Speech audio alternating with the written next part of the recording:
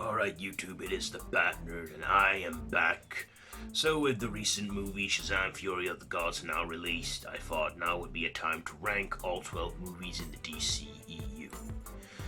So, first of all, I'll give one honorable mention to Peacemaker because that's a TV show. I'm gonna rank the movies, and we've only got one TV show in this universe so far, so an honorable mention to that. Another honorable mention is to the theatrical cut of Justice League from 2017.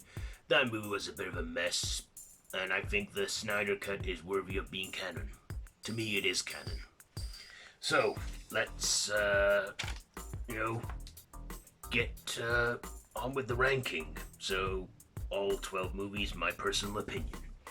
So, coming in at number 12 is Batman v Superman Dawn of Justice. I enjoyed watching this one, but of course we all know that was the whole save Martha thing. And Jesse Eisenberg as Lex Luthor, what the hell were they thinking casting him? But it had its good faults. It had Wonder Woman, I feel that was good.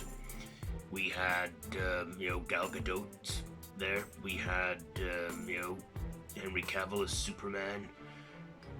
We had Ben Affleck as Batman. And that is probably one of the best looks I've seen for Batman. I mean, my mask is a replica of it.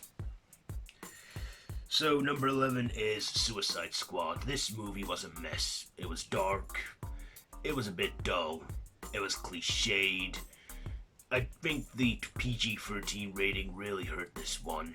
And Jared Leto's scenes as the Joker, a lot of it was cut. Yeah, cheesy plot. Predictable and stuff, but cool soundtrack. But they improved on it though, which we'll get to later on in this list. Top 10. So number 10, Man of Steel. This was an okay start to the DCEU. I thought it had good action, but when it got to the good stuff, it felt rushed and crammed in there, and a lot of the movie is just the backstory of Superman, which we're familiar with. And I found it boring. Quite boring and slow building. But Henry Cavill as Clark Kent becoming Superman, he was a good pick for that. So coming in at number 9 is Birds of Prey. Margot Robbie, she was one of the best things about the Suicide Squad, and they gave her this leading role in the movie Birds of Prey. Had a great support as well in this. We got Ewan McGregor as Black Mask. Great pick, great installment of the DCEU, and Margot Robbie just nailed it. Feminine led, but I didn't care. This was a good one, and I enjoyed it. The last one probably before COVID truly hit us all. Next at number 8 is Shazam, Fury of the Gods. Yeah, this was a switch your brain off movie. It was a good 2 hours and 10 minutes. But it was fast-paced and an enjoyable flick. Not as good as the first movie, but still an enjoyable film nonetheless. Zachary Levi, just great. Helen Mirren, Lucy Liu, just a fun sequel. So coming in at number 7 is Black Adam. This was a good one too. Dwayne "The Rock" Johnson was great in the role. This had been a passion project of his for some time. He was just cool and badass. I love that it introduced the Justice Society, in this. We got to see some other superheroes like Hawkman, Dr. Fate. And, we got that cool mid-credits scene with Superman. But sadly, that has led to nothing because they dropped him. I have hope that James Gunn knows what he's doing though, because he plans to do a Superman movie, Legacy.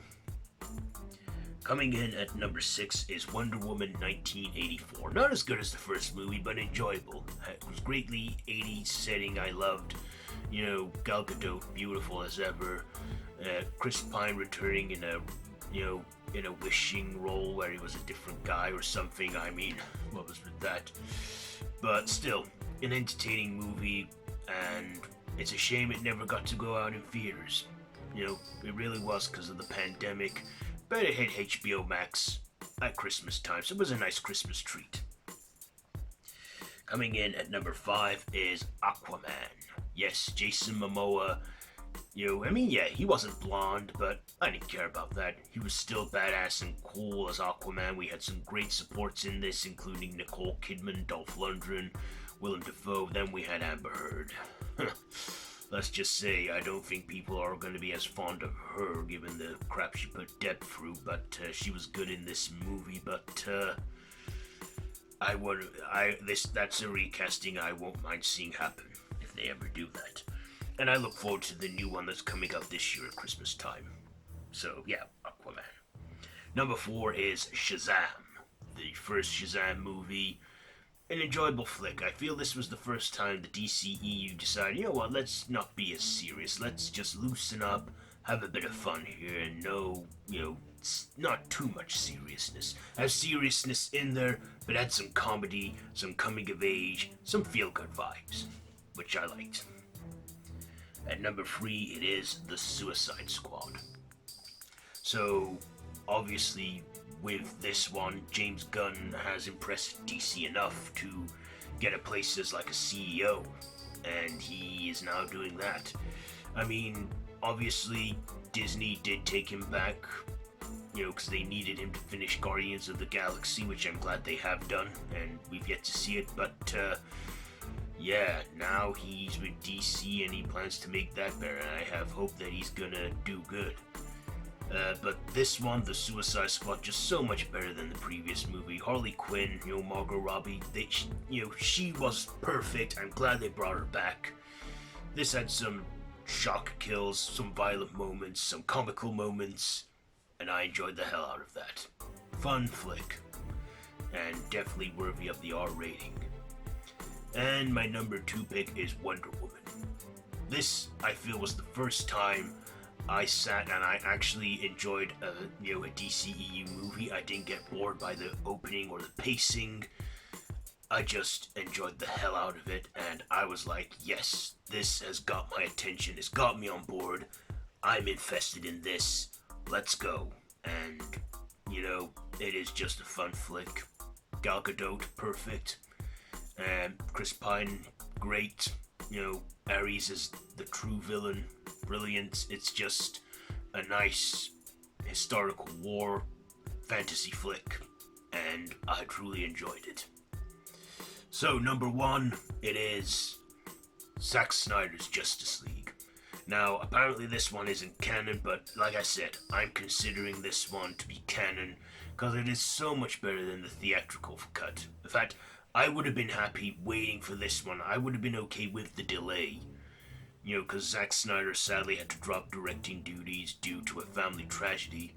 But, I'm so glad fans petitioned for this one to be released. And it did. And originally meant to be 2 2-hour movies, 2 parts.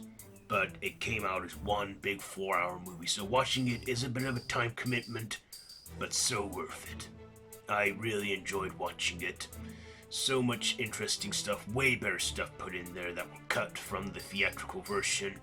So much better effects. We get to see Darkseid. Just an all-out better movie, and is probably my favorite in the DCEU. So there you go. There is my ranking of the DCEU. So, how would you rank these movies? Let me know down in the comments below. And if you like this video, be sure to give it a big thumbs up and to share with your friends, and feel free to subscribe to the channel if you haven't already, and to hit that notification bell. I've been the Bat Nerd, and this has been my ranking on the DCEU. So, until next time, Bat Nerd out.